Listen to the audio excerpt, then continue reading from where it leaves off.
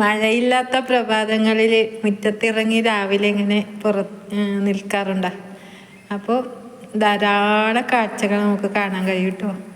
അപ്പോൾ പൂക്കളെ ഇങ്ങനെ ചുറ്റിക്കറങ്ങുന്ന പൂമ്പാറ്റകൾ, ചെറിയ കുഞ്ഞു കുഞ്ഞു തുമ്പികൾ, അതൊക്കെ കാണുമ്പോൾ നമുക്ക് എന്തോ ഒരു വല്ലാത്തൊരു പോസിറ്റീവ് എനർജി തോന്നാറില്ലേ. അപ്പോൾ ധാരാളം പൂക്കളുണ്ട് മുറ്റത്ത്, ധാരാളം പൂക്കൾ വേണം. അതേപോലെ തുമ്പികളൊക്കെ നമ്മുടെ മുറ്റത്ത് ഇങ്ങനെ കറങ്ങി നടക്കണമെങ്കിൽ. അപ്പോൾ പനിനീർ പുഷ്പങ്ങളാണെങ്കിൽ ധാരാളം പൂക്കളുണ്ടാവും കേട്ടോ. നാടൻ പനിനീർ പുഷ്പങ്ങൾ. അപ്പോൾ ഏറ്റവും അതിന് ചെയ്യേണ്ട ലഘുവായ ഒരു ധാരാളം പൂക്കളുണ്ടാവാൻ ഏറ്റവും നമുക്ക് ചെയ്യാവുന്ന ഒരു മെത്തേഡ് എന്ന് പറയുന്നത് ഈ ഒരു പ്രൂണിങ് തന്നെയാണ്. ഓരോ പൂക്കൾ കൊഴിയും തോറും നമ്മളത് പ്രൂണിങ് ചെയ്ത് കൊടുക്കണം.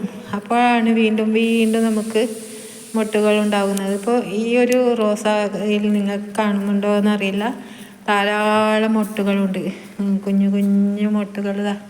ഓരോ ഇതിൽ മൊട്ടില്ലാത്ത ഒരു ശിഖരം പോലും ഇല്ല. എല്ലാ ശിഖരത്തിലും ഇങ്ങനെ മൊട്ടുകൾ ഉണ്ടാകുന്നത്. അതിന് ഞാൻ ചെയ്യുന്ന ഒരേ ഒരു മെത്തേഡ്, വളപ്രയോഗത്തേക്കാൾ കൂടുതൽ ചെയ്യുന്നത് ഈ ഒരു മെത്തേഡ് തന്നെയാണ്.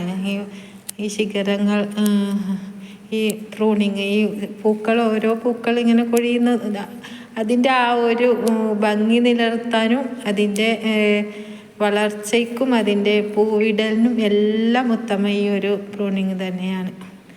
പിന്നെ നമുക്ക് നമ്മുടെ കയ്യിലുള്ള എന്തെങ്കിലും മറ്റു ചെടികൾക്ക് ഒഴിക്കുമ്പോൾ എന്തെങ്കിലും വളം ഒഴിക്കുന്നതും എപ്പോഴും ഇപ്പോൾ മാസം തോറും ആഴ്ച തോറും അങ്ങനെ ഒഴിക്കേണ്ട ആവശ്യമൊന്നുമില്ല.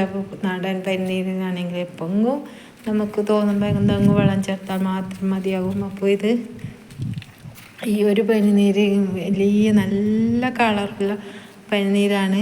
അപ്പോൾ ഇതൊരു കോലം കെട്ട് കിടക്കുന്നുണ്ട്. ഇപ്പോൾ ഇതിന് കമ്പ് മുറിച്ചെടുത്ത് ധാരാളം ചെടികൾ ഉണ്ടാക്കി നടാൻ പറ്റുന്നു.